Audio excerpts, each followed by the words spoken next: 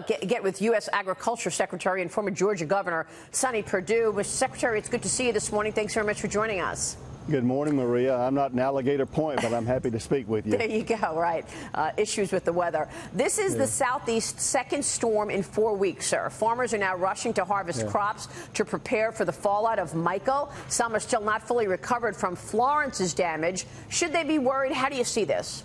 Well, the Carolinas must feel like they're in a pinch. Obviously, Florence coming from the east, and then now this Hurricane Michael coming from the southwest. So it does put farmers, it's harvest time, usually a great time of the year to be out in the fields, and they're too wet. And the rain situation that was in the Carolinas was horrific. So we'll see what happens and pray for the best. Pray for the best, but what can we do in terms of those lost crops? Are you expecting an impact in terms of pricing? What should we expect? Yeah, we obviously have damage. That's what crop insurance is for. That's why the Farm Bill is important, for a safety net of those people who lose everything. Farmers take so much risk every year. This hurricane is part of that.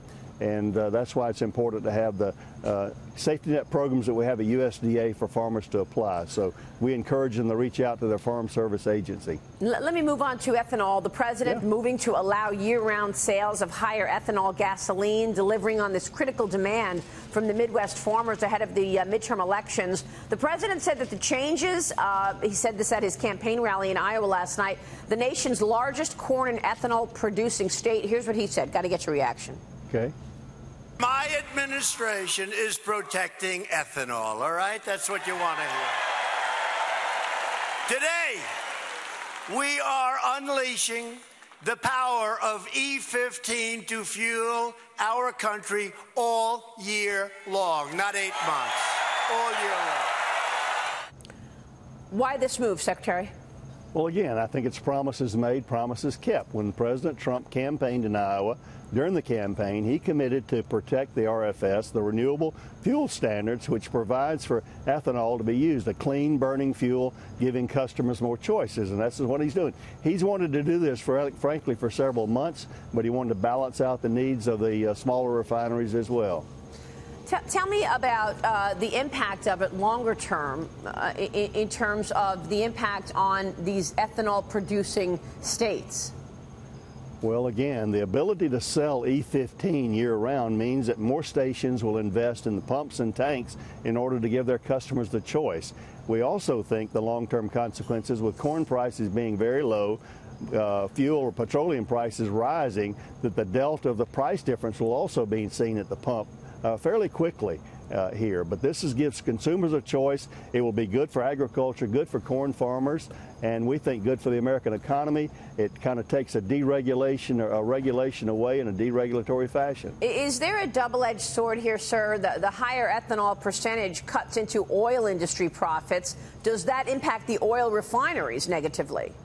Well, I don't think so. If you look at the oil profits over the last year, they've been fairly healthy. Yes, for sure. Compared to corn prices. So I think, again, this is a balance. Consumers will make the choice. Some people will want to use E15 all year long. We think the market will grow. We think the potential for 2 billion more bushels of corn to be processed into clean American energy. Let me ask you about the trade impact. Yesterday, I spoke with the former Prime Minister of Canada, Stephen Harper, here in the studio. We talked about the new USMCA deal, and he said it was a big win for the United States. I want to get your perspective on the impact. Here's what Prime Minister Harper said yesterday. Okay. I thought NAFTA is pretty good overall, although, I'm not going to dispute. I think the president got a pretty good deal for the United States. But I think what's interesting in this from the Canadian perspective is that it provides a number of incentives for Canada and Mexico to work with the United States on the Chinese trade imbalance. And that, to me, should have been the real objective all along. We all have massive and growing trade imbalances with China. I think this is a serious problem for our workers. It's not due merely to normal economic factors. It's due to the fact that the Chinese market is largely closed. And I would like to see our government take advantage of the incentives in this deal to work with the United States to open up that market. Yeah, I want to. Secretary Perdue, your thoughts on the impact from this new deal with Canada and Mexico, and when the American people will actually feel that impact? I don't think I could have said it better than Prime Minister Harper did, former Prime Minister of Canada.